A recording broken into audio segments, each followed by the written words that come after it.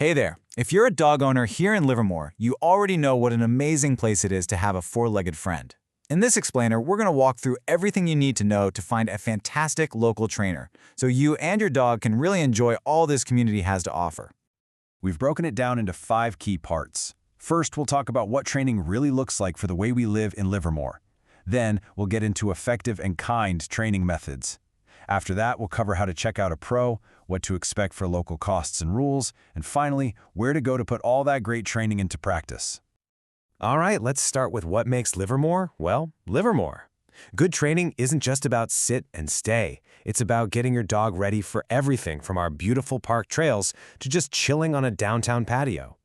I mean, think about it. You want a dog who can happily join you for a weekend visit to a dog-friendly winery or handle the busy sidewalks on First Street without getting stressed. The whole point is to have a companion who's calm and confident in these situations, which makes every trip out way more fun for both of you. So before you even start searching for a trainer, it really helps to understand a couple of core ideas.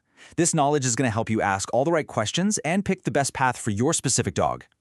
You'll hear this term a lot, and for good reason. Most modern, certified trainers use what's called positive reinforcement.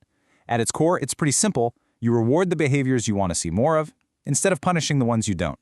It's backed by science, and it builds a really strong bond of trust, making learning fun for your dog. You've basically got a few different ways to tackle training. Group classes are awesome for learning to focus when other dogs and people are around. Private sessions are perfect for zeroing in on those specific problems at home, like jumping on guests or stealing food off the counter. And then there's board and train, which is a more immersive option if your schedule is really packed. The right one just depends on your dog and your goals. No matter what format you end up choosing, these are the absolute must-have skills. A solid recall, that means your dog comes back every single time you call, is absolutely critical for their safety. And loose leash walking, well, that's what makes a walk downtown a real pleasure instead of a tug-of-war. These skills right here are the building blocks for everything else.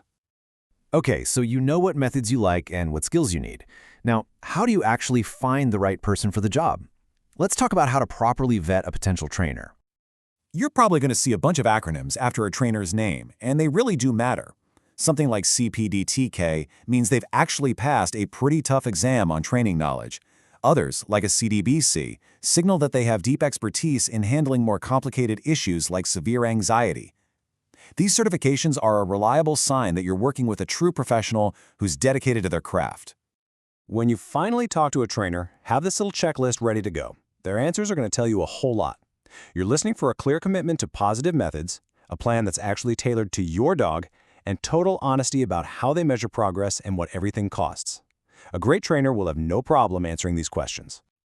Right, once you've found a trainer you feel good about, it's time to get down to the practical stuff.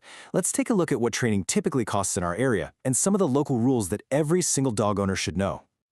This table should give you a pretty good ballpark of what to budget for here in Livermore. As you can see, a 6-week puppy class is a very different financial commitment than, say, a multi-week board and train. You can use these numbers to help figure out what makes sense for your budget and your training goals. Now, besides the training costs, there are some really essential local rules to keep in mind.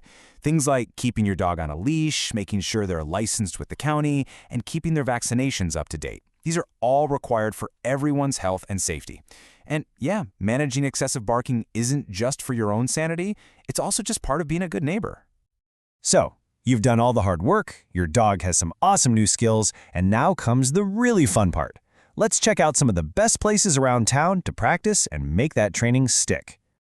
Each one of these spots offers a totally unique training opportunity. Max Bear Dog Park is your best bet for practicing off-leash skills safely. The trails at Sycamore Grove are fantastic for working on leash manners with real-world distractions like wildlife and other people. The whole idea is to use these amazing local resources to make sure your dog's skills hold up in any situation.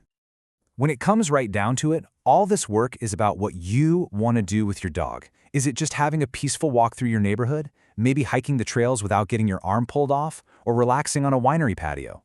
Whatever your personal goal is, good training is what's going to get you there. When your dog is a companion you can really count on, your world just opens up.